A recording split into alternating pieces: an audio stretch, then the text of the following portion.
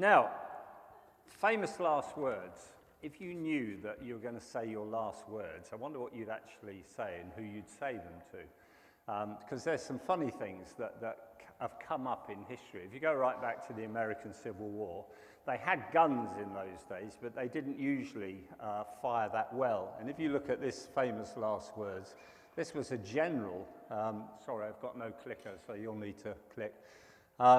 He stood up, his men were all crouched down like this, not wanting to get shot. He stood up, he said they couldn't hit an elephant from that distance. They were about 1,000 yards away and he got hit. And that was the last thing he ever said. So that's quite embarrassing really, isn't it? But what he's got in his grave, I don't know. Next click is a sadder one and a strange one. Martin Luther King. Here's the interesting thing with Martin Luther King. Those of you who are sort of my age and above and will remember it well, but 1968, in late March, early April, he went to Memphis in Tennessee, and he was trying to drum up support and challenge the injustice that was being done to sanitary workers there, because what happened was it had rained really, really heavily, so they couldn't do their work. They were laid off for a day. The council decided to pay the white workers a full day's wage, but they only paid the black workers 2 hours per day. And they started a big campaign about that. And on April the 3rd, he gave a speech. And his life had been threatened lots of times. And he was almost relaxed about it now. But in the end of his speech, he said, oh no, you haven't got the word. No, you have got the words up there. We've got some difficult days ahead, but I'm not concerned about that now. He's allowed me to go up to the mountain, and I've looked over and seen the promised land. I may not get there with you, but my eyes have seen the glory of the coming of the Lord. It was a picture of Moses, because Moses went up Mount Nebo, was shown the promised land, and died on the mountain. And then the following day, Martin Luther King was shot and killed. So if you had something that you wanted to say, I mean, if it's going to be your last words, I wouldn't be saying to my kids, could you go out and buy a McDonald's for me? You want to say something kind of meaningful, wouldn't you? And right at the end of Matthew's Gospel, Jesus gets his disciples together and he says this to them: all authority in heaven and on earth has been given to me. That's a sermon in itself, isn't it? Therefore, go and make disciples of all nations, baptize them in the name of the Father and of the Son and of the Holy Spirit, and teaching them to obey everything I've commanded you. And surely I'm with you always to the very end of the age. You can make 3 or 4 sermons out of that. And actually, if you get the email from Paul, he's got a really good one on there. So just read the beginning of the email. And I'll go and sit down now. No, I will carry on a little bit longer. So our job, according to Jesus, these are his last words that he speaks in Matthew. Maybe he said some other things. Last words to us is, I've been doing the work, now I want you to pick up. Take the baton, you carry on from here and do the same stuff that I've been doing. Right, now, let's change slide. Oh no, there we are. So that's a little summary. He makes a promise. He has authority, he will be with us, and he gives us a command: go and make disciples, baptize, and teach them. Now, a slight change of subject now, but it's not really. So he says to them, go. Right, great church buildings. Next slide, stay there a minute. Great church buildings. A little bit of a guessing game for you here to see if you recognize the church buildings. First one, let's have a look. Anybody recognize? Yes. St. Paul's Cathedral, let's see if that's right. Okay, 1 out of 1. This side now, you have to get the next one. Right. Okay. Westminster Abbey, let's have a look. Pretty good. Okay, this side again. Okay. Paddy's Wigwam. Final answer? Correct. The Catholic Cathedral in Liverpool, which is called the Liverpool Metropolitan Cathedral. That's right. Really funny shape, but really nice inside, actually. I've been up there. This side, next one. St. Peter's Basilica. Yes, in Rome. Correct. Very good. 2-2. This side. It gets a bit tricky now.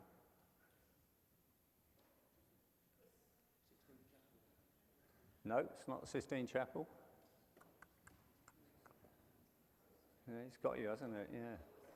Recently been repaired. Recently had major repairs. Notre Dame, very good. There you go. Let's have a look in Paris. And finally, you should get this one, this team. Magnificent Canterbury Cathedral. Now, recently, if you take the next slide, they did a thing. Last year, they did a thing where they put graffiti up on the cathedral. Do you remember all that stuff? And it was very carefully and nicely done. But big questions that people have. God, do you know me? The Vice President of the US, J.D. Vance, he came over and he said, oh, what a mess that is. Fancy, ruining a great old building in that way. And Elon Musk said the same thing. He said, oh, it's absolutely terrible.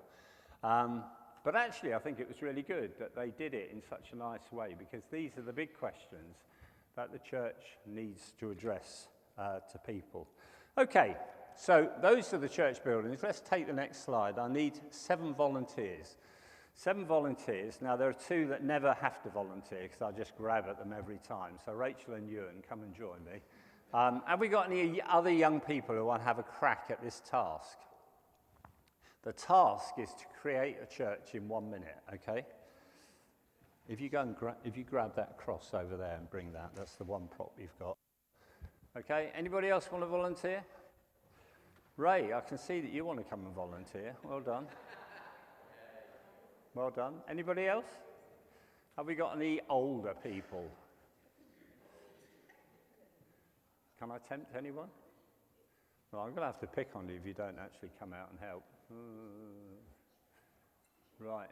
No, it's taking too long. Willow, come on then. You can come out. She really didn't want to do that. Chris, can I tempt you? No, I can't tempt you. Okay. Okay, well done, Paulie. Thank you. One more person. One more person?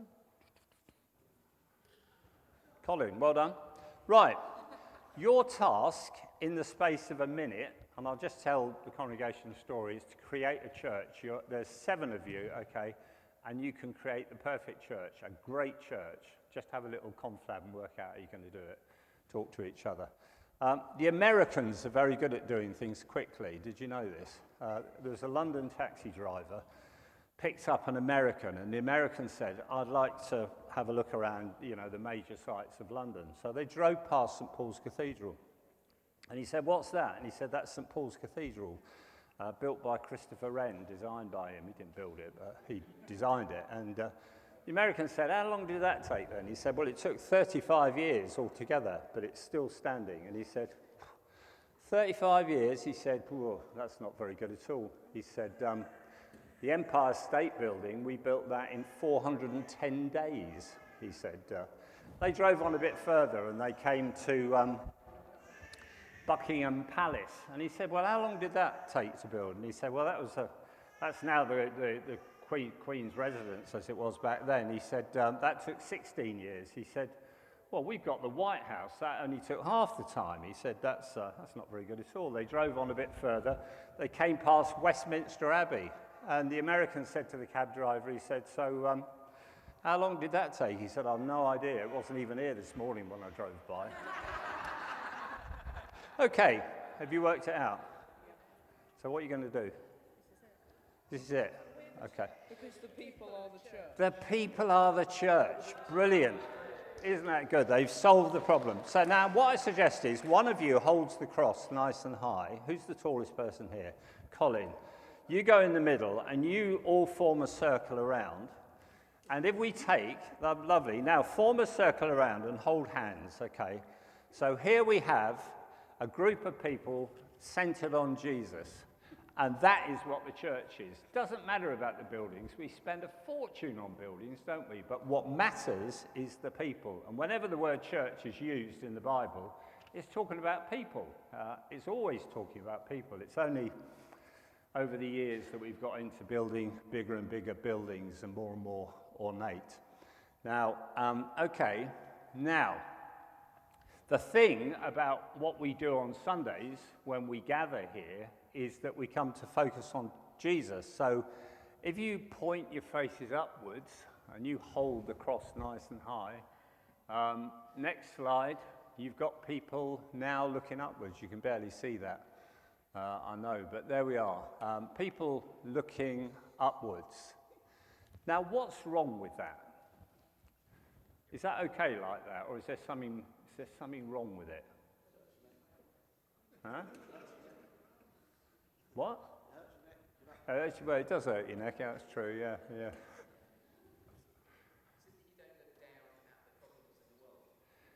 We're getting there. We're getting there. Yeah. Thank you. Now, let's try that then. So we turn the other way. So you face outwards, still hold hands. Now that could be what Jesus was going on about when he said, go and make disciples of all nations. Now, I'll put something down here. So you've got to go out, and I'm going to put, Colin, you can stay there in the middle. You haven't got to do it, and you can take that down for a bit as well if you like. So I'm going to drop some things on the floor here. These are pictures, and each of the rest of the 6 of you, if you come round and pick up one of those. Now, out in the congregation, you will find somebody who's got the same picture as you've got. Okay, you can break hands now. Pick up a picture each. And the 6 people in the congregation are just going to put their hands up. They're not going to tell you what their picture is. They're just going to put their hands up. Can you see 6 hands up? I can see 6 hands. So you've got to go round, match up, and then you've got to bring that person in the congregation back out to the front, okay? Now, what's interesting, if we just look through some of these pictures that I've given them, before I get to that, one of the things I really do believe is that you can't convert people. It's God that does that. He's the real missionary. He's at work in people's lives. What we can do is help them to follow, and that's what making disciples is all about that. So let's start where people are, not go out in the street, but so we've got some pictures, and these are the 6 pictures they've been looking at. Some people need to be listened, heard. They've got things that they want to talk about, and sometimes just sitting down with them and listening to their problems. Have you matched them up correctly? Okay, brilliant. Some people want a bit of company. We ran a project years and years ago in London for older people, and these were people who were isolated, stuck in their own homes, and we got volunteers from churches just to go out once a week and spend an hour or 2 with them, just to chat to them, because otherwise they didn't get out. They get carers come in to do cleaning, carers coming in to do shopping, you know, all sorts of things. Poor old carers had so many houses to go to that they were in for 15 minutes and then rushed off to the next place. When the people from the churches came in, they just sat down, had a cup of tea and had a bit of a chat. Or it could be that people need food. I'll tell you what, cats and dogs get better food than we do these days. Have you noticed how their diet is so good and ours is so rubbish? You know, they're going to take over the world in the next few months. Some people have gardens and they can't look after them anymore. And they need a bit of help just keeping them, and they might not be able to afford to kind of pay somebody to do it, but that's another issue that can be an issue, and actually we've got a church garden that needs a bit of help as well. Some people are not very good with money, and actually somebody just going in to help them to work out how to do a budget. Some of you have heard of the organisation CAP, but that's a really important thing, you know, knowing how much you've got to spend each month on your heating or your water or your shopping or all these things, and working out how much spending money you've got at the end of it and so on. And then sometimes people will say, oh, you're a Christian, are you? So tell me about that. And actually it pays then to have a bit of thought given to how that works. But gradually, as you connect with people where they are, it gives you a chance to introduce them to Jesus. So we're going to form a big circle around Colin again, facing outwards still, in your pairs, joining hands, and the church has grown a bit, which is all very encouraging to see. And there are the 6 things that we looked at. And finally, the last slide just says that when we come together, we're coming into this place, we're looking up at Jesus, but then the last one, we are, if we take a click, going out. And that's the important thing Jesus had to say to his disciples: go and make disciples of all nations.